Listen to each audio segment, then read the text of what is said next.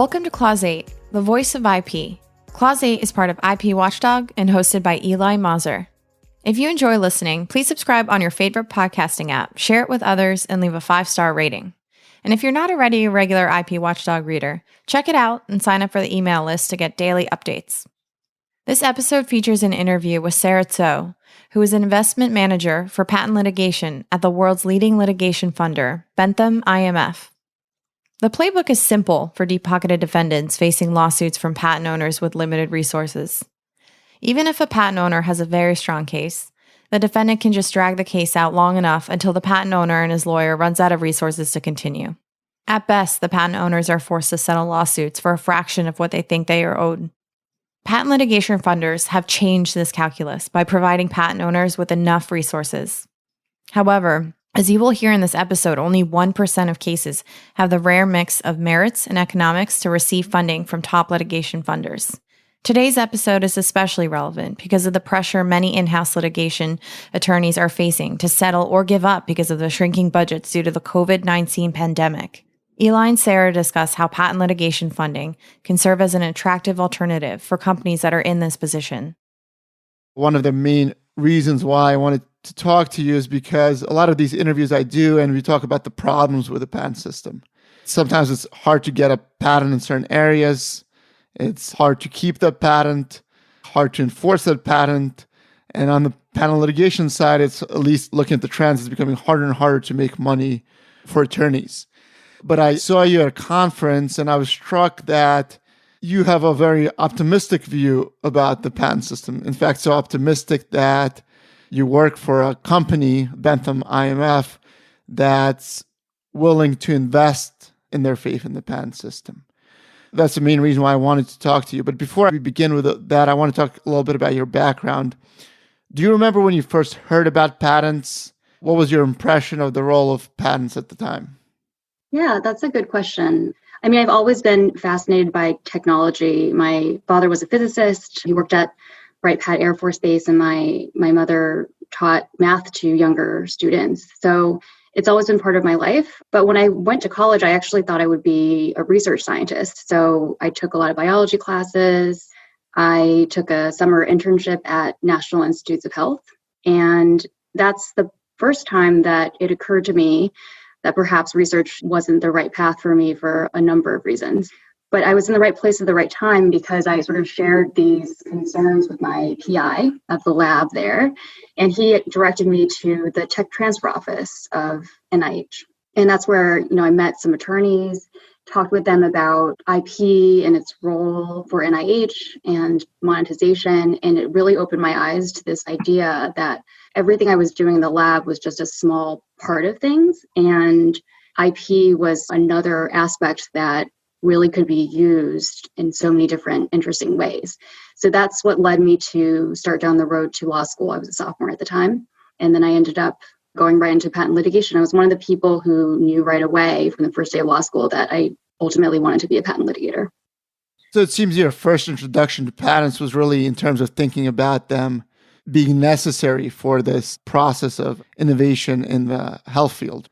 Is that how you were thinking about them at the time? Or I guess, what role did you think was? I think what struck me was we were doing all this research and it was quite broad, but that only certain things, certain innovations would end up becoming relevant to the tech transfer office. And I was really fascinated about figuring out which innovations, which inventions would be relevant and why, and the sorts of roles that would be required to bring those to a point where you could make something of it and monetize it, for example. So yeah, it was sort of the crystallization of seeing the full path from research and all of the reasons that I understood we should do that, including just for the advancement of the arts and science, and this particular path for certain types of inventions that could be really narrowed down and crystallized and used in a certain way in a patented invention. And you mentioned you went to NYU Law School and then Kirkland doing patent litigation. When you joined the firm, did you have any long-term goals at that point? I think at that time, I just wanted to learn as much as possible. At the time, the Kirkland philosophy was trial lawyers first. And so I didn't even view myself so much as a patent litigator as a trial lawyer who wanted to specialize in patents. And so I think my main goal was just to learn as much as possible, try to get to trial as fast as I could so that I could see the end result and then start doing cases from the beginning. And with that kind of end result in mind, try to get there on a case. So you were at Kirkland and you became a partner in 6 years. By the time you became partner or by the end of your time there, is there anything that you wish you knew about Kirkland or patent litigation from the beginning, like you learned along the way? Yeah, I think by the time I became a partner, there are certain aspects of my experience that I think were somewhat unique, that I think really drove me to where I am today.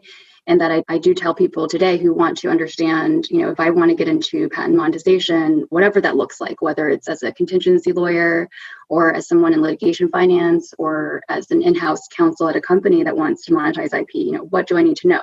And I think my experience taught me that having a really good understanding of remedies, so not just damages, but also injunctive relief and the kinds of pressure that those types of remedies can put on litigants is really important. So the way I got there, without even necessarily having this as part of my plan, was my first introduction to patent litigation was in all these competitor cases.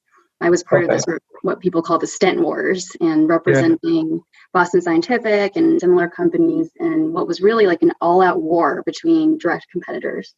And so what was really cool about this type of case is you basically learned twice as much in one case, because in every case, if you were representing the patent holder, that patent holder was almost always facing a counterclaim. And so you were also a defendant in the same case.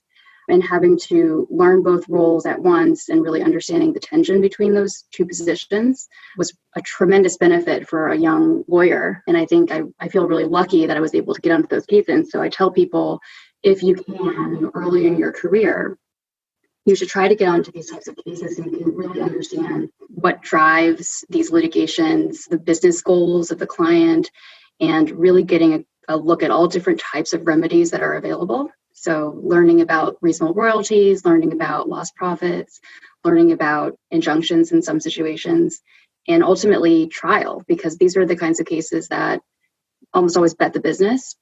And it's difficult to resolve them without going all the way to trial, if not very close all the way through, and even appeals. And so I think that's a really good way for someone to learn everything they need to know about the life cycle of a patent dispute, and can be really informative for somebody who wants to make a career out of patent monetization.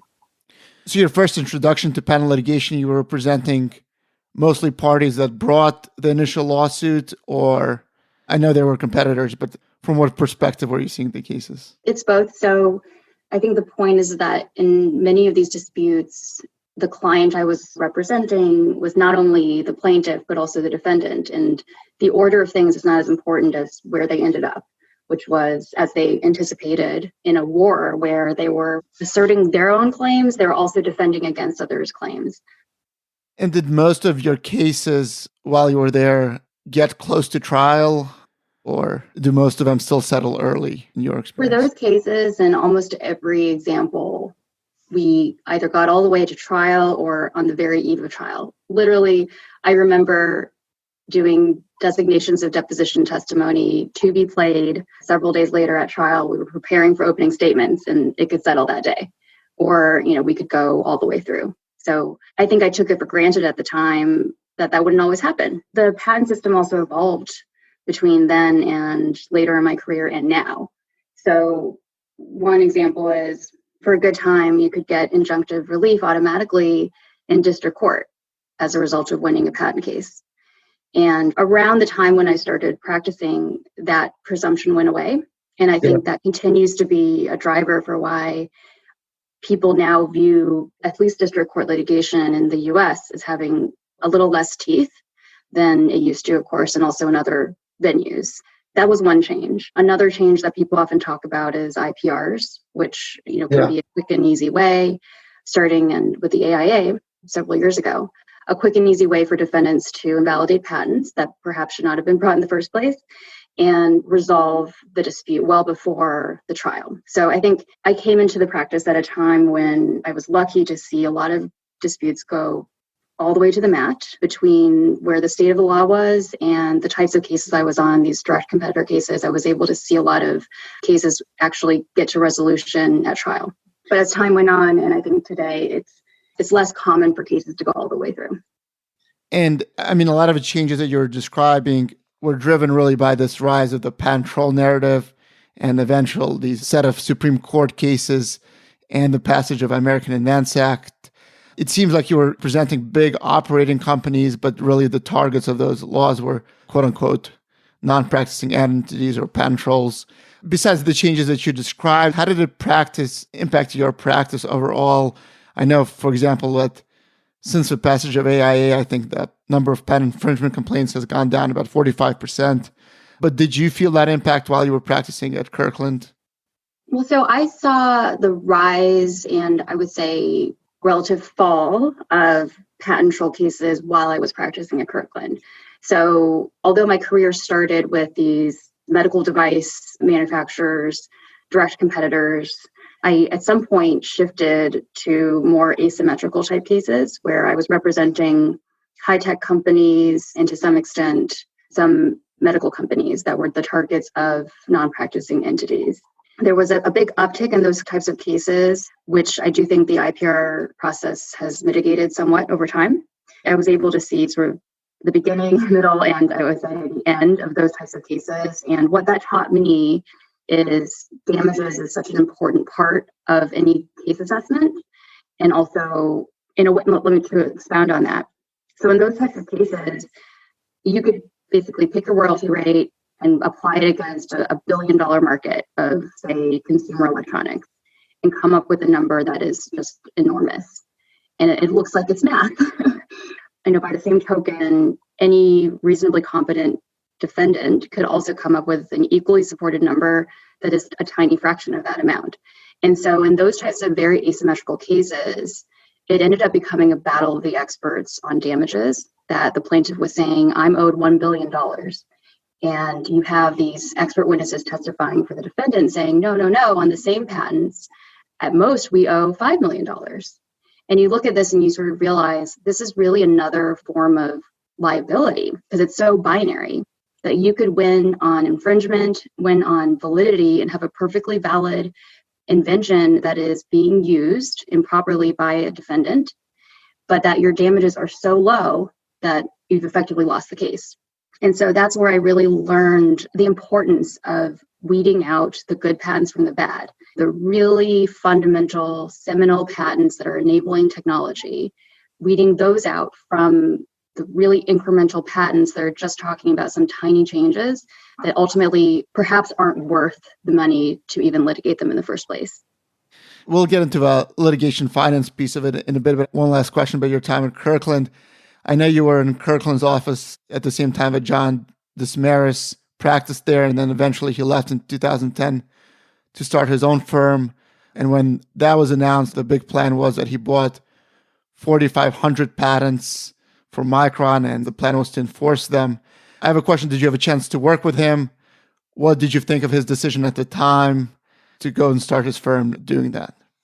Yeah, well, it's funny. When I think about being recruited at Kirkland, he's really the first person I think about. My decision to go to Kirkland was largely driven by John Desmarais because at the time in 2005, 2006, he was most well known for being this trailblazer in patent litigation and really changing the narrative on how to litigate these cases in front of a jury and turning it into this really compelling story. And I was really compelled by that. When I say that when I joined Kirkland, my goal was to do as many trials as possible, it was motivated by hearing about John's success and wanting to follow that. So in fact, these competitor cases for Boston Scientific, that was his client. And I was working with him on these cases. So I think, when he decided to leave, I was obviously disappointed, but in the meantime had met really wonderful people at Kirkland that I continued to work with for the next many years following that. And as far as building Round Rock, I think at that time, I just didn't have the ability to even comprehend what that was about. Again, he was a trailblazer in that arena as well, developing this non-practicing entity for monetizing patents. So it's really funny because in a way. He's the reason why I decided to go to Kirkland. And he's also, I think, an important part of this new world of monetization that I find myself in. You mentioned that Kirkland represented obviously a lot of these big tech companies that were facing NPEs. And here he goes, becomes the kind of an NPE himself. What was the reaction by some of the other partners at Kirkland to that? I don't think there was, because these things were separated in time. So when John left and started Round Rock, he was, I would say, one of the first people, like a pioneer of this type of NPE practice. But that was many, many years before a lot of other types of NPEs started coming out of the woodwork and being formed and ultimately asserting claims against some of Kirkland's clients. So I think that separation in time really made it couldn't have been a big issue at the time. I do also want to say that John went on to continue to represent a lot of these large institutional clients as well. His practice continued to be very diverse, and I respect that very much. He had that big victory for IBM in Delaware. Yes. You were introduced to litigation finance while you were at Kirkland. Do you remember when you started to notice that? Do you remember your first case that involved patent litigation funding? The first case I had at Kirkland that involved litigation funding, we weren't able to get it. And I remember it well because it was the first time I had heard of this concept. We had an in-person meeting with a funder who is still out there today. And I remember he asked so many questions about this case. It was a trade secret case that as a relatively junior partner, I hadn't even considered. What are the client's expectations? What could they settle for? What are all the different ways that damages could get cut down? And we were very early in the case. We needed the funding for discovery, for very early discovery. And so as one of many partners on the case, and I was probably the most junior one, I hadn't considered these things. But I also could tell that it was important to understand these things as a practitioner. It really left me feeling like I can get better here, and these questions are important. And if anything, this funder is serving as a gatekeeper function. Going into the meeting, I felt like this is a great case, and of course we should get funding. But leaving it, I felt we have some work to do. And I now have conversations like that almost every week, maybe for every day, with lawyers, and feel good about it in the sense that I think funders are serving as that gatekeeper function and helping practitioners and companies develop their claims. And that's why I always say, don't wait to reach out to us, engage us early and often, because we can really help put a fine point on the things that need to be developed to get the funding that the clients need. In that case, whose idea was it to try to get that litigation funding firm involved? Was it the client, you, or how did that come about? I don't remember. I mean, I think it probably came about just as one of our everyday conversations about budget and we're going to need more money for this and that. And so it was a newer idea at the time. So somebody mentioned, why don't you try funding? I think it took a while to get there. We talked about other solutions. And if this case had happened today, it would have been one of the first things that we would have done. And I was going to ask you actually about the trend. Did it kind of become a natural thing to discuss with clients as you went on? Should we get funding for this case or not? And yeah, I think back then, it was many years ago, funding was pretty new. And so it wasn't an everyday thing, especially not for me. I wasn't representing as many smaller companies at the time. So I think today it is, from what I've heard, certainly on the menu from day one when you're discussing how to build a case. And in fact, most of our inquiries are pre-filing, where the client and the lawyer are sitting down, developing the budget for the whole case and bringing us in from the beginning, as opposed to only when the money runs out. I know for that first case, obviously you were surprised, but first meeting with a litigation funding firm. But after that, were you surprised by, I guess, some of the decisions these litigation funding firms made in terms of which cases they decided to fund or not to fund? I only had insight into that one example, but looking back, I'm not surprised that we weren't able to get it. And we actually ended up settling pretty soon thereafter. So it didn't go too far down the road. I remember thinking, well, if we're going to get funding, we need to hammer some things down with the client and really get prepared. I mean, that's what I tell our clients today, is to try to come prepared with some of these answers up front. While you were at Kirkland, really was that you just had that one interaction with the outside litigation funding during your... That's right. So that's my first example. I think I really started thinking seriously about litigation finance as a career after one of my partners and friends left Kirkland and went on to start his own IP advisory and finance company. And as you may know, there are also a number of other Kirkland lawyers who have left Kirkland to go on to litigation funding. So I've had a lot of personal connections into these companies, and I've gone to some conferences, try to learn about the industry more. And then at some point, everything kind of clicked, and I realized that this is something that where I can take sort of my favorite aspects of patent litigation and continue to do them in a different way, really focused in on what I always found to be the most fascinating part of this, which is the monetization aspect. I heard you talk about why you enjoy patent litigation fundings, and you said it really allows you to focus on the merits of a case. And to me, that really expresses a faith in the system working properly. Is my reading of your view accurate?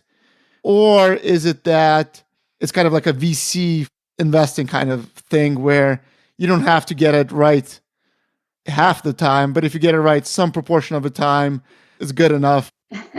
I would say we are definitely on the former in terms of our philosophy for patent investing and really any kinds of investing. I think across the company, this may not be precise, but just loosely speaking, across the company, our rejection rate might be something like 95%, close to 99% on the patent cases that we get. And I think our philosophy is we have to find the good cases, and it takes time, it takes in-house experience, it takes trusted relationships with good law firms that we know are showing us good cases and good companies that we know have valuable assets. And it's just putting in the work up front, because one common saying in funding is that for patent cases, there are a million ways to die. Yeah. So it's all relative, but if you put in enough work and you have enough experience and you have the right partners, you can find those cases that are really valuable. And if you just look up recent patent verdicts in the past year, you'll see patents are a very lucrative asset, and it's just a matter of finding it and making sure that you have the right partners and the right resources to go all the way if you need to monetize them.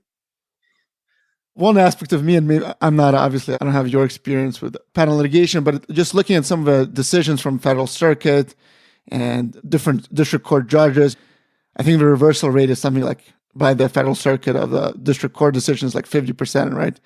It just seems haphazard sometimes. Do you not view it that way? Do you view that if you really have a strong case, the right decision will be reached? How do you think about that? Well, it depends on the issue that's leading to the reversal. So, of course, there are certain legal issues right now that I would say are relatively uncertain. 101, or some people call it Alice, challenges to invalidity, for example. Yeah. That's still an area that is very much under development and can lead to some surprises along the way. It's also one of those challenges that you're never really safe, even if your district court judge decides it favorably at the motion to dismiss, and again on summary judgment, and again on post-trial motion. You can get a reversal easily at the Federal Circuit. So those are things that we have to understand very well as a company when we look at patent cases. And we view that as another risk. So there are some subject matters that are not as vulnerable to that defense. And focusing on this risk alone, I think all things being equal, we prefer patents that cover subject matter that is not as vulnerable. And it's just a big balancing act. Another point I think is important is we as the public see the resolution at the verdict stage, the district court post-trial stage, the appellate stage, perhaps even going back on remand. There are many cases that resolve confidentially at any point in time prior to those decision points. And when it comes to funding, I think all things being equal, we prefer for cases to resolve without the need to go into trial, which is what we view as the riskiest possible time. And so we try to find the cases and the clients and the lawyers who understand that it's more valuable to take a relatively smaller settlement prior to trial than to hold out for that huge win that ends up being publicized all over the place after a trial and after the Federal Circuit ruling.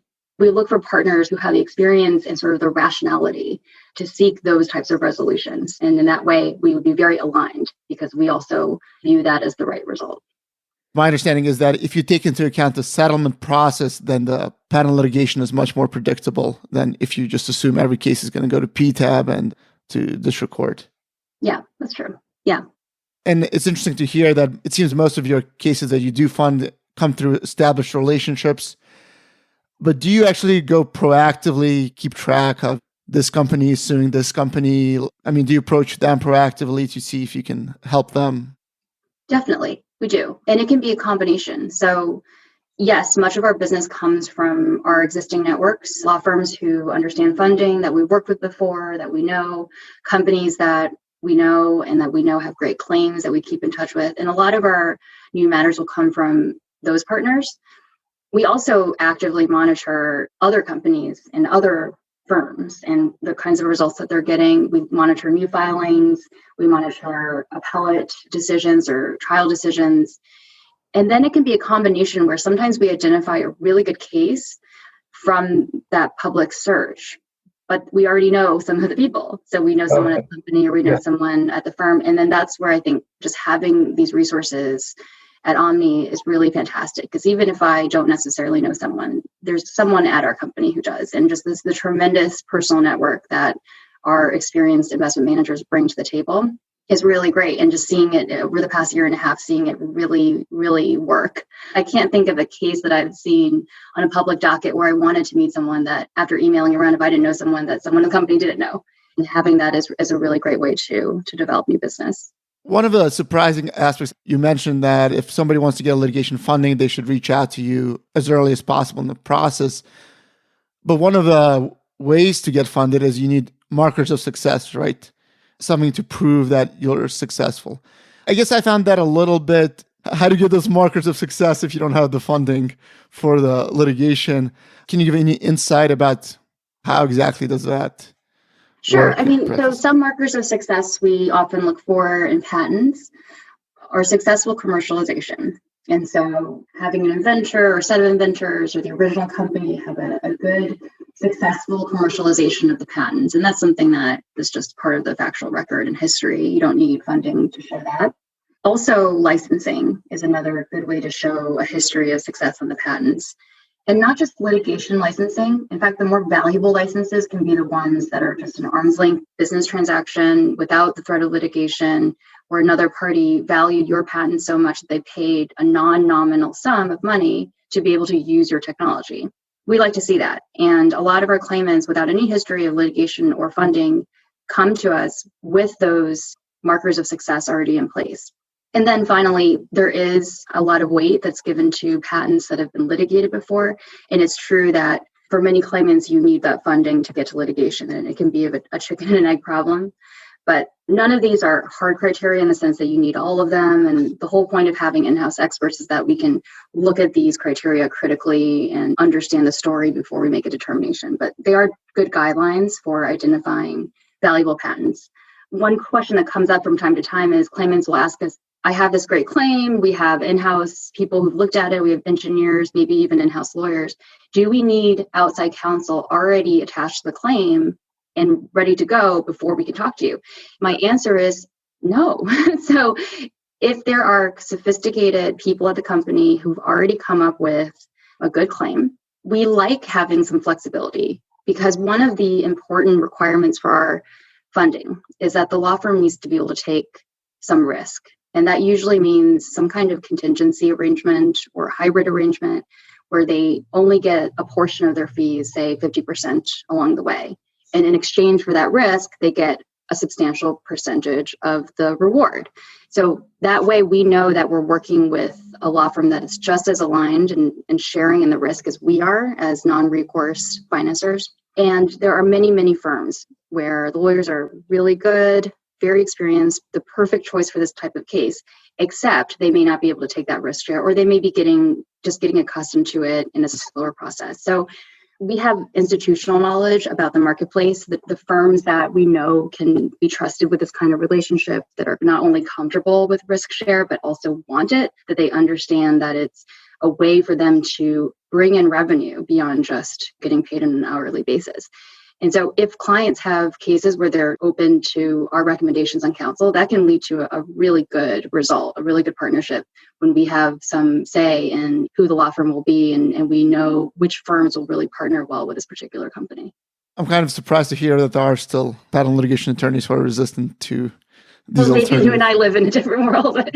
Yes, it's amazing. In the past year and a half, firms that I think the company used to view as maybe more on the fence have definitely come completely over to our end of things and are really starting to embrace the benefits of sharing risk with the funding partner. So I think it's going to continue growing, but there are always going to be people who need some time to get accustomed to a new way of doing things. That's fine. And part of what we do every day is educating and marketing this type of structure to the legal world and sharing the good experiences that our other partners have had to try to promote what we think is really an ideal way to litigate these types of cases. Bentham actually said that the key to picking cases is more about the economics than the merits. In concrete terms, can you give us a ballpark idea about what amount of damages has to be involved for you to even consider funding a case? Mm-hmm. Well, I would slightly adjust that to say it's not that it's more about economics than the merits, but that it's not just about the merits. It has to have good economics as well as good alignment of risk between different partners, risk and reward. And to put a finer point in it, you could have a patent that is tremendously valuable from an academic perspective and is infringed by everybody. But from a market perspective and an economic perspective, at least today, it doesn't drive any real monetary value. And so that patent is not yet ready for financing and maybe never will. So that's where the economics come in. And so we look for ballpark about 10 times in realistic damages compared to what we put into the funding. So if we put in $1 million, which is our minimum funding amount, we would need the realistic damages to be at least $10 million. And you can continue applying that math as the funding amount goes up. That's interesting. So even if the total value of a case is $10 million, you'd still be open to funding them. So that was speaking very broadly as all commercial litigation. That's true. That I think $10 million would be the minimum. For patent cases, because of the heightened risk, we generally look for damages of about $20 million or more. That ratio does apply. And it's, again, meant to be just a rule of thumb. It's not super hard criteria. And the reason we have specialists is so we can really look at the details and understand the context for any particular case. And, I want to say, too, the reason for this ratio is really not arbitrary. I think the company has found in it now over 30 years of experience that this is the kind of ratio that you would need, give or take, to make sure that after the funder takes its return and after the law firm takes its return, the client is left with at least 50%, if not more, of the total. And we want to make sure that happens because it's fair. And that's what makes our business sustainable, is the client, who is the real owner of this asset, is getting the lion's share of the recovery.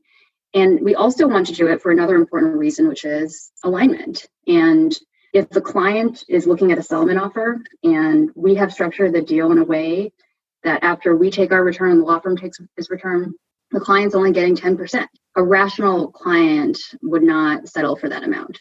And so we want to make sure that at realistic settlement amounts that really make sense for the opportunity, that we've structured it in a way that the client's getting the lion's share, because that's what's going to result in the best outcome. 20 million, if it's less than that, then that's probably not realistic. Would that be fair? That's right. Let me throw a completely random hypothetical at you. Let's say there's an epidemic going on. You're chief IP counsel at a relatively large company, and you're going to have to cut spending in the short term. And you're trying to figure out, well, do we just give up on some of this ongoing litigation? Do we settle? Or is patent litigation funding a feasible solution? Any advice for somebody specifically in that position? What should be their next steps, assuming they don't have those previous relationships? Well, they should call me. As well as a handful of other similarly sized funders with patent experience. I think it's really important at that point to get good advice and seek out good partners. That sounds like exactly the type of hypothetical where an argument can be made that that's the whole reason we have funding, is so that we want to prevent companies from having to make that really tough choice where they may have to drop a valuable claim for the wrong reasons. If a claim has merit and economic value, companies should persist and continue with it until they really unlock that value. And so these external pressures that are causing companies and law firms to reconsider what they previously considered to be valuable enforcement efforts, that's where funding can come in and help people avoid that tough decision and be able to continue on the path that they had already considered. let's say you're a company, you have a large diverse patent portfolio, and each one of those individual maybe patent enforcement actions doesn't have that much value, but you're thinking about setting up a licensing program and ramping up enforcement overall. Would you be open to helping them fund their licensing program, some kind of other arrangement where it's not an individual case that might bring in that value, but this kind of structured effort would? Yeah, I think so. If it's just licensing, I think it's a tougher call. It's a tougher question. Ultimately, for our shareholders, we have structured our company to invest in litigation. And so that's our business model. Licensing is a little bit different than that. But I will say that if a company has a litigation with claim side potential and real monetary value that they're willing to use as collateral for funding, we can provide funding that's really mostly towards that litigation. And the funding can go towards attorney's fees in that litigation. It can go towards costs in that litigation. But the more important thing is that it can go to provide working capital for the company that they get at closing that they can use for whatever they want, including licensing campaigns and things that may not fall under that traditional umbrella of litigation. My advice would be, for people who are thinking about seeking funds that's directed to licensing, to ask them to consider if there is a more crystallized litigation or set of litigations that they have and what the value of that could be. And it's quite possible that the value is high enough that we can provide funding that goes beyond just sustaining that litigation, but can also be used as capital directly to the company for other needs.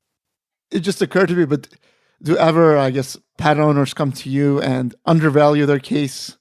How often does that happen?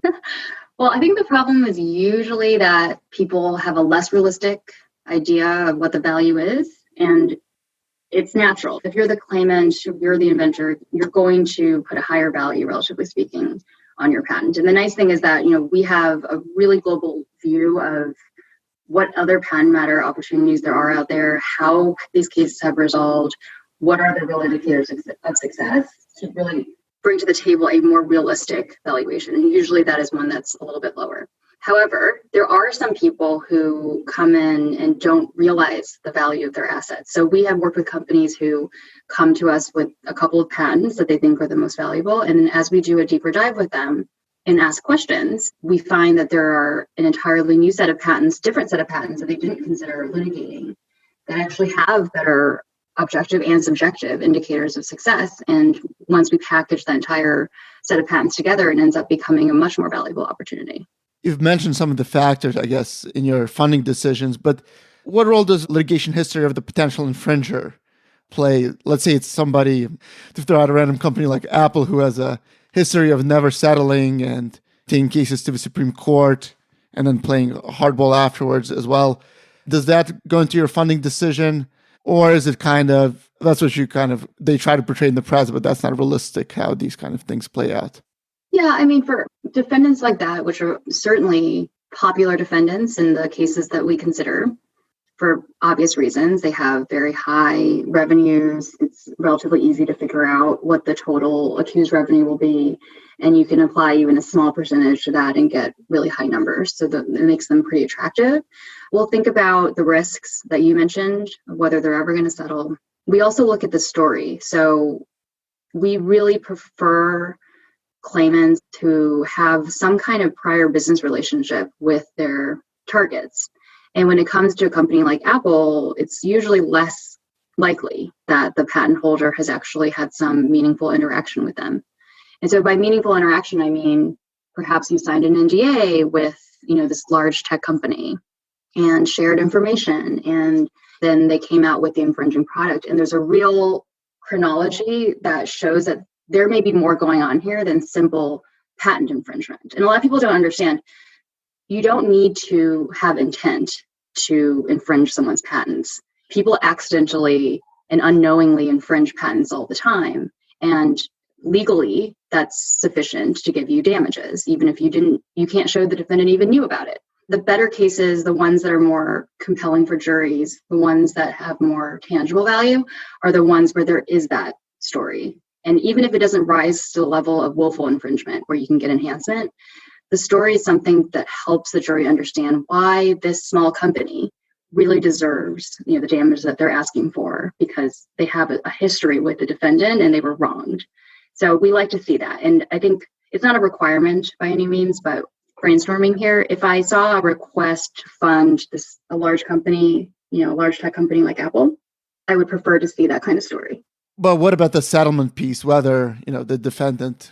Yes. Thank you for reminding me. So we look at what does the client actually intend to assert in damages, because we have found, and I think this should be obvious, that when a company like Apple, Google, what have you, is faced with a $600 million damages request and 3 times in trebling. And so it prevents settlement because the numbers are so high and sometimes unrealistic that they would rather spend the money, much lower amount of money, to go all the way through trial and appeal and perhaps remand.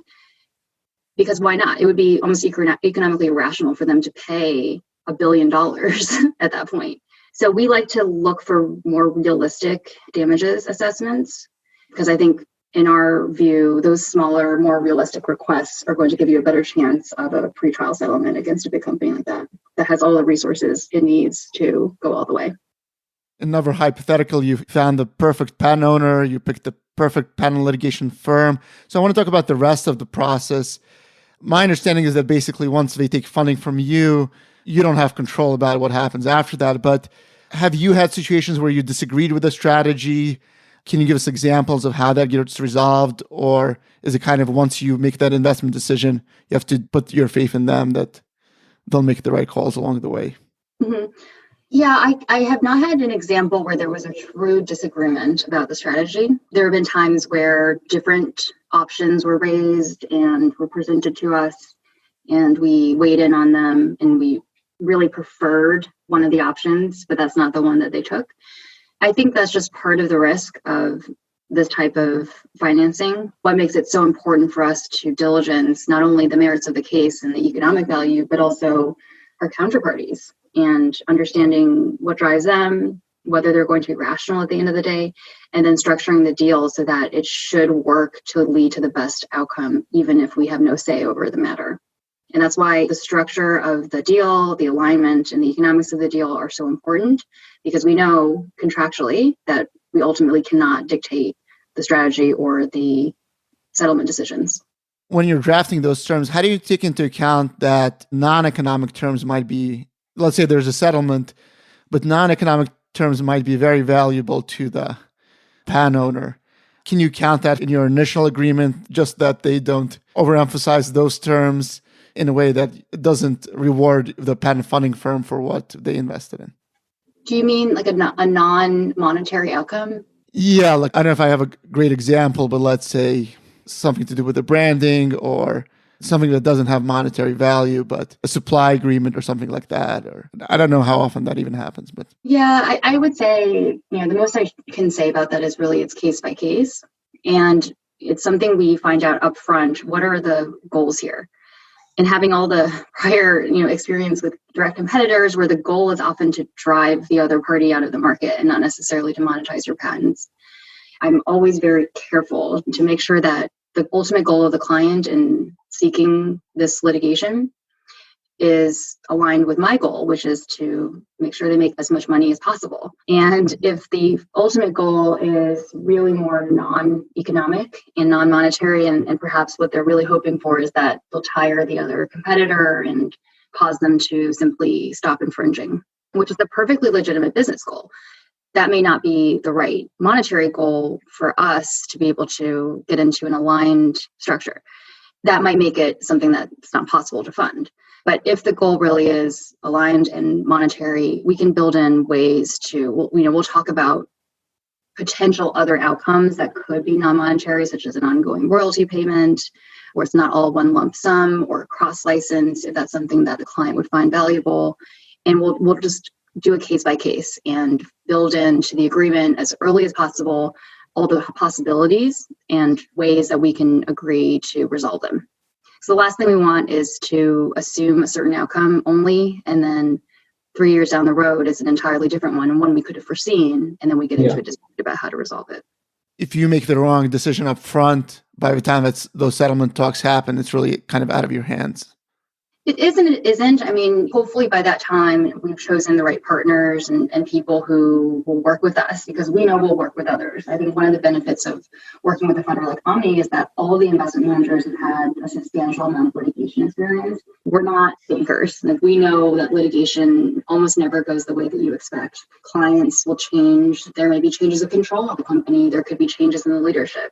And so you don't always get the same counterparties and goals as you do from the beginning. And so we're always going to work with our counterparties to resolve those kinds of expected bumps in the road when it comes into litigation. That's interesting. So I want to end, I guess, with some advice for somebody who's not yet ready for patent litigation funding, but let's say you're a chief IP counsel at a relatively smaller company and you're listening to this and thinking, I want to make sure that my company is in a position to take advantage of patent litigation finance if necessary in the future. Do you have any advice for them? How can you prepare your company to do that? Or is that not really the way to think about it? That is a good way to think about it. I mean, I think it is, first of all, if you have not litigated before as a company, I would say start really preparing yourself for the eventualities of litigation and thinking through putting aside the cost, because litigation funding can help mitigate much, if not all, of the cost for the company, which is a huge benefit of funding. Just putting aside that, think about whether you are willing to litigate and all the things that go along with that. So that requires long-term partnership with counsel. It may require long-term partnership with funders. That requires a tolerance for things like counterclaims. So if you're a company and you have IP, but you also have operations that are themselves vulnerable to claims of patent infringement back at you from the target, think about whether you can stomach that and really have a real conversation internally about whether that's something that you can tolerate. We often have companies come to us where they've focused a lot on their affirmative claims, but haven't thought as hard about counterclaims. And that's where I think we can really add a lot of value, because, of course, we're looking at the global resolution and the possibility that even if you have $100 million in claims against the target, that if the target has $20 million of claims against you, the settlement could be more like $80 million. So we think about that from the beginning and try to walk through what the outcomes could look like. So I would say be prepared for litigation and the things that can come up beyond cost. Have realistic expectations. I think the more that the company can start thinking about patent litigation as something that's not going to be $1 billion claim, because there are very few claims that result in $1 billion, but really having realistic expectations for the time it's going to take and how much money could actually be received at the end of the day, the better off they'll be. Looking for real partners. So if they don't already have good partnerships with law firms, starting to seek those out. And of course we can help. And I love it when companies call me early and they say, we're not ready yet, but we want to get your help with introductions to the best lawyers in this particular field. I love making those recommendations. So looking for real partners and thinking about how to develop that. And then I would also say really respect the risk share aspect and prepare yourself as a company to potentially pay some of the costs. We get a lot of inquiries from companies who don't want to pay any costs, and that makes sense. But most funders will want to see some skin in the game from the company as well. And so what I talked about for risk share earlier for law firms, I think applies equally to companies. And if they have the ability to pay, that's going to go a long way to getting it funded and also getting, I think, better prices if you, as a company, are able to contribute even a small percentage of the costs along the way, because it shows that you have invested in this case, that you believe in it, and that you're also sharing the risk alongside your other partners. I want to talk a little bit about the aspect of building the right patent portfolio with all of that in mind to get ready for litigation. I mean, from your experience, what kind of companies are successful with their patent portfolios? Are this companies that have a large and diverse patent portfolios, or is it really a focused one? Is it one that uses a global strategy for filing or not necessarily? I think the companies that have the best chances to monetize their patent portfolio are the ones who have organized portfolios and really understand and have, in fact, culled down unnecessary patents and focused in their portfolio on the patents that really matter and have an understanding of which patents have real market value and which ones maybe they at one point did, but no longer do, and kind of having a sense of which patents actually read onto valuable products in the marketplace. I think from a technology perspective, medical device and life sciences patents are often more valuable today, just based on the current state of the law and in general, I would say. So those kinds of companies probably have a leg up on things. And another kind, I'm not sure how prevalent this example is, but I've seen a lot of success for companies that have developed IP around a certain business area, but have pulled out of that particular area, maybe in the US or maybe everywhere, because now they have this more asymmetrical portfolio where they have patents to assert against companies, but they themselves are less vulnerable to counterclaims because their operations are not available for countersuit. And that's a great combination because you have all the benefits of being a brand name company. You did practice at some point and were quite successful, and juries and judges will recognize your name. That's great. But because you're not practicing in the jurisdictions where you're vulnerable to a lawsuit back at you, you also enjoy the benefits of being a non-practicing entity for those patents because you're not as vulnerable to counterclaims. Your discovery may be less important, so your discovery costs may be less, relatively speaking. And so that's a nice combination. And I don't know if it's even companies who did that on purpose, but I find that requests from claimants who have that particular portfolio scenario are very interesting to me for those reasons. What about the aspect where some of these big patent wars, you see these global patent litigations play out, and how important is that you not only have US patents, but that you also have corresponding foreign patents? And does that play a role in your funding decisions? Yeah, I would say it's a nice to have. It's not a requirement, currently for me at least. US patents are perfectly fine if that's what the company is looking to assert.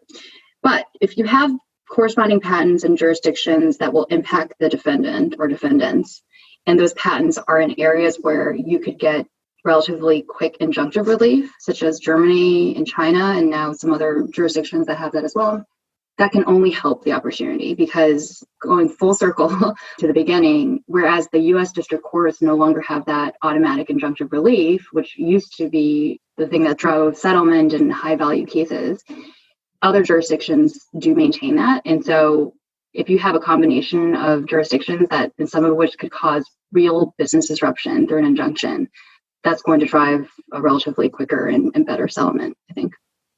Interesting. My last question is, and you touched upon it in the beginning, but what advice would you give to a law school student or a young attorney who's listening to this and says, I want to do that one day? Besides getting on the right cases, is there any other advice that you would give? I would say, even if it's not technically part of your job to understand why the client is doing this case, even if you're working on a case where the client is paying full hourly, they never asked for a discount, they never asked for a special fee arrangement, don't just assume that because they're paying that there must be a good reason for this lawsuit. There probably is a good reason, but I think it behooves a younger lawyer to find out what that reason is and asking and being curious about it, asking your senior attorneys about it, even ask the client about it if you have the opportunity to do it. Because I think the earlier you can figure out all the different motivations that drive this crazy thing called litigation and all the permutations of that and how a litigation arises and why it's sustained and why it's resolved and how it's resolved, the better you're going to understand the global picture and be able to immediately spot the patterns that lead to good monetization outcomes. And so I would say you're probably pretty busy. You might be working on claim charts. You might be looking at prior art. And it may not seem important for your day-to-day understanding of what you're doing to understand the motivations of the client and the defendant, really. But the more curious you can get about that earlier and ask questions and understand it, I think the better lawyer you're going to be, whether it's with the goal of getting into finance or not, you'll be a better lawyer for it too, because you'll understand the much bigger picture here and not just the day-to-day. That's great advice. Thank you so much, Sarah, for doing this. Thank you. This is my pleasure.